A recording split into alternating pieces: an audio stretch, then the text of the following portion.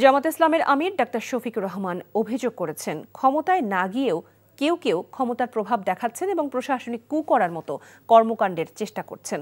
খুলনা মহানগরীর শিববাড়ি বাবরি চত্বরে জামাত ইসলামী সহ আন্দোলনরত ৮ দলের বিভাগীয় সমাবেশে প্রধান অতিথির বক্তব্যে তিনি এসব কথা বলেন।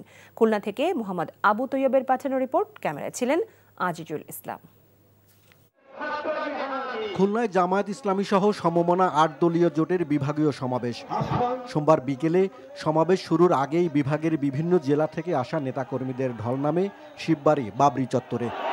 চরমোনাই পীর মাওলানা মুফতি সৈয়দ মোহাম্মদ রেজাউল করিমের সভাপতিত্বে সমাবেশে প্রধান অতিথির বক্তব্যে জামায়াত ইসলামীর আমির ডাক্তার শফিকুর রহমান বলেন, ক্ষমতায় না গিয়েও অনেকেই ক্ষমতার দাপট দেখাচ্ছেন, ষড়যন্ত্রের জাল বুনছেন। এ ধরনের মানসিকতা মেনে নেওয়া হবে না বলেও হুঁশিয়ারি দেন তিনি।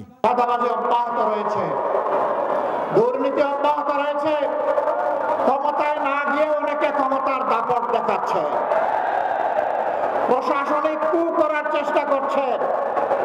আগামী নির্বাচনে চলে বলে কৌশলে কেউ কেউ আমরা শুনতে পাই বিভিন্ন জায়গায় বসে ষড়যন্ত্রের জাল বুনছেন। জনগণ ভোট দেখ না দেখ, ক্ষমতায় আমাদেরকে যেতে হবে। বন্ধুগণ, বেলা শেষ, দিনও শেষ, ওই সূর্য ডুবে গেছে।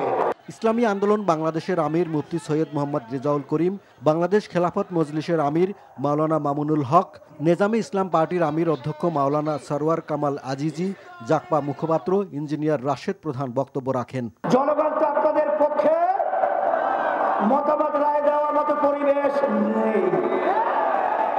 এখন আপনারা গুন্ডামি, সেন্টার দখল, বিভিন্ন সন্ত্রাসীর মাধ্যমে আপনারা ক্ষমতার চেয়ারে বসবেন।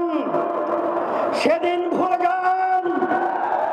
এখন বাংলাদেশের মানুষ সজাগ রয়েছে। জীবন দেব, রক্ত দিতে হলে রক্ত দেব। দেশ এবং জাতির প্রশ্নে কারো কাছে মাথা নত করব না। দেশের প্রশ্নে কোনো আপোষ করব না। আন্দোলনরত ৮ দলের ৫ দফা দাবি পূরণ না হওয়া পর্যন্ত রাজপথের লড়াই অব্যাহত থাকবে ঘোষণা দেন দলের নেতারা। ইসলামী দলগুলোর মধ্যে যে ঐক্য প্রতিষ্ঠিত হয়েছে, এই ঐক্য জাতীয় সংসদ পর্যন্ত নিয়ে যাবে বলেও মন্তব্য করেন তারা।